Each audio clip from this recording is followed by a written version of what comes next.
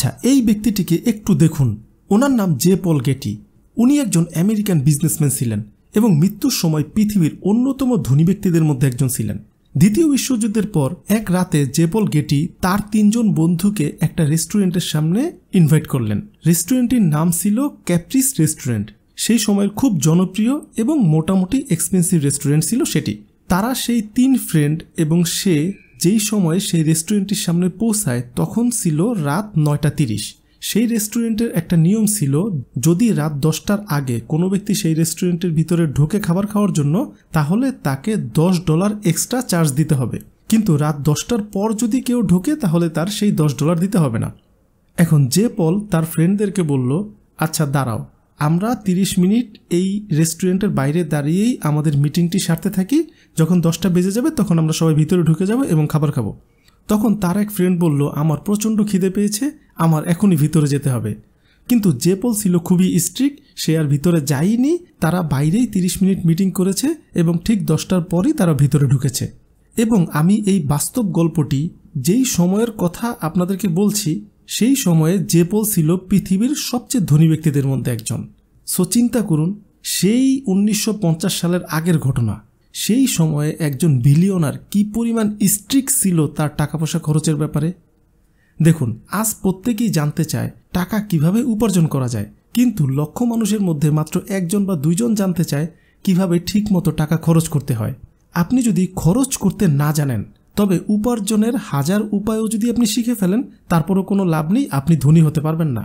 কারণ আপনি যদি বালতির নিচে ফুটো রেখে দেন, তাহলে উপর দিয়ে যতই পানি ঢালেন না কেন, আপনি কখনোই সেই বালতি আর ফিল আপ করতে পারবেন না। এবার আসি আমাদের স্টোরিতে। আপনারা এখন যারাই এই ভিডিওটি দেখছেন, তাদের মধ্যে অনেকেই হয়তোবা অনেকগুলো বছর চাকরি বা বিজনেস করে ফেলেছেন, অনেক টাকাও ইনকাম করেছেন। এখন প্রায় মাঝে মাঝে এটি ভাবেন না, আরে লাইফে তো কম টাকা ইনকাম করলাম না, প্রতি মাসে তো অনেক টাকা ইনকাম করি, আমার টাকা আসলে যায় কোথায়? আপনার টাকা আসলে এই বালতির ফুটো দিয়ে বের হয়ে যায়। মানে আপনার কোনো টাকা পয়সার কোনো ম্যানেজমেন্ট নেই, আপনি যেদিক মন চায় সেদিকে খরচ করে ফেলেন, কোথায় যে কত খরচ করে ফেলেন সেটি নিজেও জানেন না, এবং মাস শেষে আপনার হাত ফাঁকা, আবার পরের মাসে ইনকাম করা শুরু করেন। সো এভাবেই চলতেছি আমরা। আজকের এই ভিডিওতে আমি আপনাদের ডিটেলসে এই বিষয়গুলো শেয়ার করব, খরচ কিভাবে করা উচিত, এবং এই বিষয়টি আমি একটা অঙ্কের মতো হিসেব করে আপনাদের চোখে আঙ্গুল দিয়ে দেখিয়ে দিব। এবং শেষ পার্টে আমি আপনাদের সাথে শেয়ার করব কিভাবে আপনি টাকা বাঁচাতে পারেন। তো চলুন আমাদের টাকা কিভাবে খরচ করা উচিত এই বিষয়টি একটু অঙ্কের মাধ্যমে শিখি। ধরুন আপনি স্যালারি পেয়েছেন এবং আপনার মনে খুব ইচ্ছা করছে একটা দামি জিন্স প্যান্ট এবং একটা টি শার্ট কিনতে। সেই দুইটা দামি জিন্স প্যান্ট এবং টি শার্টের দাম হলো 5000 টাকা, বা ধরুন আপনি ঘড়ি কিনছেন বা অন্য কিছু কিনছেন, দাম 5000 টাকা। এখন আমি ধরে নিলাম আপনার স্যালারি 30,000 টাকা। আমি 30,000 টাকা ধরেছি কারণ মিডল রেঞ্জে একটা স্যালারি ধরলাম যেন সবার বুঝতে সুবিধা হয়। আপনি প্রতিদিন যদি 8 ঘন্টা করে কাজ করেন, মাসে 25 দিন যদি কাজ করেন, আমি ধরে নিলাম 4 দিন সাপ্তাহিক ছুটি এবং 1 দিন যে কোনো একটা সরকারি ছুটি, আমি ধরে নিলাম আপনি প্রতি মাসে 25 দিন কাজ করেন। এখন 25 দিনে 8 ঘন্টা করে কাজ করলে মোট আপনি 200 ঘন্টা কাজ করেন। এর মানে আপনার প্রতি ঘন্টায় উপার্জন হলো 150 টাকা। এখন আপনিই ভাবুন, আপনি যদি 5000 টাকা জিনিস কিনতে চান, তার মানে আপনার 33 ঘন্টা পরিশ্রমের টাকা সেখানে দিতে হবে। এখন একবার ভাবুন তো, আপনাকে যদি কেউ বলে, ভাই তোমাকে আমি এই টি শার্ট এবং এই জিন্স প্যান্টটা দিয়ে দিব, তুমি আমার এখানে 33 ঘন্টা পরিশ্রম করো, আপনি কখনোই করবেন? আপনার মাথায় মনে হবে না, আরে ভাই আমি গাধার খাটুনি কেন খাটবো? তো আমরা তো এই কাজটাই করতেছি, টাকা ইনকাম করতেছি খুব কষ্ট করে, টাকা ইনকাম করতেছি নিজেদের লাইফের ঘন্টাগুলো দিয়ে, আবার খরচ করার ক্ষেত্রে আমরা যা তা করে ফেলতেছি। ওই যে একটু আগে বললাম যে বালতির নিচে আমরা ফুটো রেখে দিয়েছি, টাকা ইনকাম করতেছি অনেক কষ্ট করে, আবার সেই ফুটো দিয়ে টাকাগুলো পড়ে যাচ্ছে, আমরা বুঝতেও পারতেছি না। যাই হোক, এটা তো গেল অঙ্কের মাধ্যমে একটা হিসেব। এবার বাস্তব কিছু এক্সাম্পল শেয়ার করি। 1 নাম্বার, আমাদের সব সময় বাজারে যাওয়ার আগে বাজারের একটা লিস্ট নিয়ে যাওয়া উচিত। দেখুন, আমরা যদি বাজারের লিস্ট না নিয়ে যাই, তাহলে আমরা যেটি করি, আমরা সাইকোলজিক্যালি, মানে আমাদের হিউম্যান বিহেভিয়ার এমন, আমরা যখন দোকানে অনেক কিছু দেখি তখন মনে চাই কিনি আর কিনি, যেটা দেখি সেটাই কিনতে ইচ্ছা করে, যেটা দরকার নেই সেটাও কিনতে ইচ্ছা করে। যেমন ধরুন আমার যেই ভুলটা হয়, আমি দামি চকলেট কিনে ফেলি, চিপস কিনে ফেলি, আরও বিভিন্ন রকম এই ধরনের খাবার কিনে ফেলি, যেটা আসলে আমার দরকারও নেই এবং বিশ্বাস করুন আমি যে মেইন বাজার করার জন্য যতগুলো টাকা খরচ করছি এই চকলেট চিপস আর এই হাবিজাবি কিনে তার চেয়ে বেশি বিল চলে আসে। এই হচ্ছে আমাদের বাস্তবতা। আমরা যদি হিসেব ছাড়া কোথাও যাই তাহলে ব্যয় হিসেবের খরচটা বেশি হয়ে যায়। ঠিক আপনার ক্ষেত্রেও দেখবেন এই জিনিসটাই হয়। আপনি যখন লিস্ট না নিয়ে যান তখন লিস্টের বাইরের জিনিসই বেশি কেনা হয়ে যায়, যেগুলো আসলে আপনার ফ্যামিলিতে সেই সময় দরকারই ছিল না। সো আপনার সবার প্রথম যেটা করতে হবে, যখনই আপনি বাজারে যাবেন, শপিংয়ে যাবেন, কোথাও যাবেন, আপনার অবশ্যই একটা লিস্ট থাকতে হবে এবং অবশ্যই লিস্টের বাইরে খুব জরুরি না হলে কোনো কিছু কিনা যাবেই না। এটা হচ্ছে প্রথম রুলস। এই জিনিসটি আপনার অনেক টাকা প্রতি মাসে বাঁচিয়ে দিবে। আচ্ছা, দ্বিতীয় রুলস হচ্ছে শপিংয়ের জন্য 1 তারিখ থেকে 10 তারিখ নয়, আপনার মাসের 25 তারিখের পরে শপিংয়ে বের হওয়া উচিত। আচ্ছা, এই জিনিসটি কেন আপনি করবেন? কারণ 25 তারিখের পরে আপনার হাতে খুব একটা টাকা থাকবে না। দেখবেন আমরা 20 তারিখের পরেই হাতে খুব একটা টাকা থাকে না। আমরা অতি প্রয়োজনীয় জিনিস ছাড়া খুব একটা খরচ করতে চাই না, কারণ আমার পকেটে টাকা নেই, টেনশনে থাকি। কিন্তু মাসের শুরুর 10 দিন আমরা যে কিভাবে টাকা খরচ করি, কারণ ওই যে মানিব্যাগে অনেক টাকার টেনশন তো আর মাথায় নেই, মনে যেটা চায় সেটাই কিনতেছি। তাই মাসের প্রথম 15 দিন বা 20 দিন শপিংয়ে বের হওয়া যাবে না।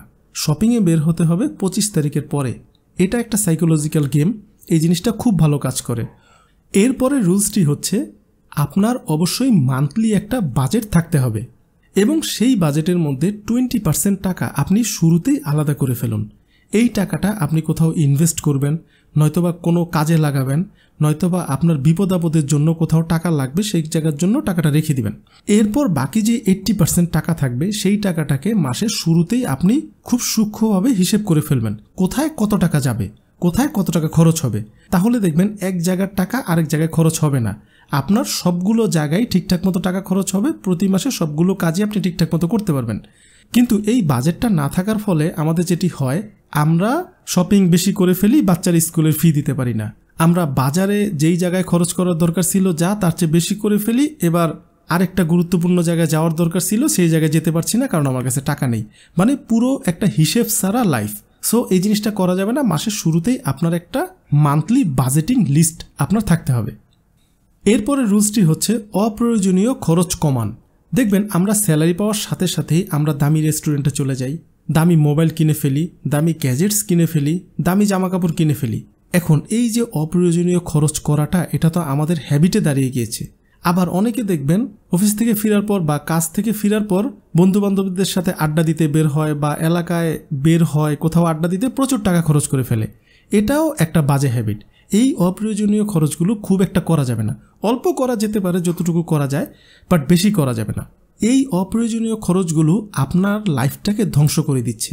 কিভাবে আমি আপনাকে বলি, এই অপ্রয়োজনীয় খরচগুলো না করলেই কিন্তু আমরা কিছু কিছু করে টাকা জমাতে পারতাম, জমালে সেই টাকা কোথাও ইনভেস্ট করতে পারতাম, জায়গা জমি কিনতে পারতাম, গোল্ড কিনে রাখতে পারতাম, বা সামনের দিনগুলোতে যে আমার বড় কোনো বিপদ আসবে না, হসপিটালে টাকা লাগতে পারে, অন্য কোনো জায়গায় টাকা লাগতে পারে, সেই জায়গার জন্য তো রেখে দিতে পারতাম।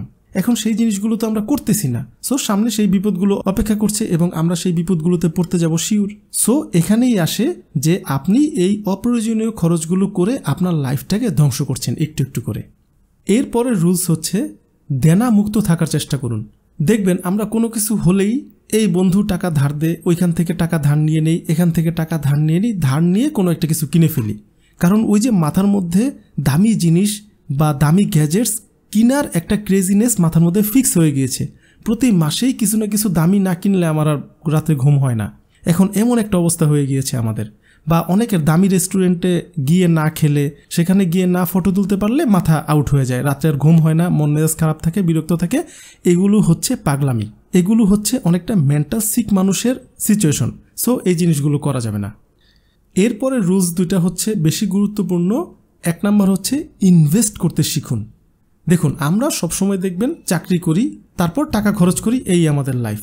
ইনভেস্ট করতে যে হবে এই জিনিসটা আমাদের মাথায় নাই। সো এই জিনিসটা আপনাকে হ্যাবিট বানিয়ে ফেলতে হবে। টাকা ইনভেস্ট করতে শিখতে হবে। আজকাল অনেক জায়গায় ইনভেস্ট করা যায়। ছোটোখাটো বিজনেস দেওয়া যেতে পারে, কোনো ফাস্টফুড রেস্টুরেন্ট দিতে পারেন, কফি শপ দিতে পারেন, জুস বার দিতে পারেন, আপনি অনলাইনে পণ্য সেল করতে পারেন, এর জন্য একটা কোর্স কিনে শিখতে পারেন, এরপর নিজে অল্প কিছু পণ্য কালেক্ট করে সেগুলোকে সেল করতে পারেন। এখন অপশন অনেক আমাদের দেশে। আপনি ছোটোখাটো বিজনেস করবেন আপনার চাকরির পাশাপাশি, বা আপনি স্টুডেন্ট পড়াশোনার পাশাপাশি কিছু করবেন, এই ধরনের অনেক অপশন আমাদের কাছে রয়েছে, আমরা চাইলেই করতে পারি। সো ইনভেস্ট করার মেন্টালিটি তৈরি করুন। এরপরে রুলসটি হচ্ছে, এবং এটি লাস্ট, নিজের আর্থিক শিক্ষা বাড়ান, মানে ফাইন্যান্সিয়াল শিক্ষা বাড়ান। প্রতিদিন চেষ্টা করবেন 10 মিনিট হলেও এই ফাইন্যান্স নিয়ে কিছু না কিছু একটা ভিডিও দেখার, বই পড়ার। যেমন বই, খুব ভালো একটা বইয়ের নাম আমি আপনাদের বলতে চাই, সেটি হচ্ছে rich dad poor dad, psychology of money. এই বইগুলো আমাদের বাংলা ভাষাতেও পাওয়া যায়। সো এই বইগুলো একটু একটু করে পড়েন না। সারাদিন এই মোবাইলে তো অনেক টাইম ব্যয় করি আমরা, 10টা মিনিট কি এই বইগুলোকে সময় দেওয়া যায় না? অনেক কিছু শিখতে পারবেন, 10 মিনিটে অনেক ব্রেন রিল্যাক্স হবে। এই যে ভিডিওটা দেখলেন, এখানে আমি অনেকগুলো জায়গা থেকে ইনফরমেশন, আমার কাছে যেটা এই মুহূর্তে এই ভিডিওর জন্য ফিট মনে হয়েছে, আমাদের জন্য ঠিকঠাক মনে হয়েছে, আমি অনেকগুলো জায়গা থেকে এগুলো ঘেটে বের করে এই যে ভিডিওটা মেক করলাম। এখন দেখেন, এই যে আমি এতগুলো ঘন্টা ধরে ভিডিওটা মেক করলাম, এই ইনফরমেশনগুলো আপনি 10 মিনিটের মধ্যে পেয়ে গেলেন। এটা আপনার কাজে লাগলো না? কিন্তু আপনি যদি এই টিকটক, এই যে ফেসবুক বা এই অপ্রয়োজনীয় সময় নষ্ট করেন, তাহলে তো বিপদ না? সো এই কাজগুলো করা যাবে না। বাজেটিং, এই বিষয়টা খুব সূক্ষ্মভাবে শিখতে হবে। এখন আপনারা অনেকেই টাকা জমাচ্ছেন, আবার অনেকেই চিন্তা করছেন টাকা জমাবেন। এখন এই যে টাকা আপনি জমাবেন, সেই টাকা কোথায় ইনভেস্ট করবেন, আর সবচেয়ে সেফ ইনভেস্ট কোনটি হতে পারে, আপনি যদি চাকরি বা বিজনেস করেন আপনার জন্য কোথায় ইনভেস্ট করা যেতে পারে, এই বিষয়গুলো নিয়ে আমার এই ভিডিওটি। যদি হাতে সময় থাকে তাহলে আপনারা এই স্ক্রিনে ক্লিক করে ভিডিওটি দেখে নিতে পারেন। পাশাপাশি ভিডিওটির লিঙ্ক আমি এই ভিডিও ডেসক্রিপশন এবং কমেন্ট সেকশনের পিন কমেন্টে দিয়ে দিব, আপনারা চাইলে সেই জায়গা থেকেও ক্লিক করে দেখে নিতে পারেন। ভালো থাকুন, সুস্থ থাকুন।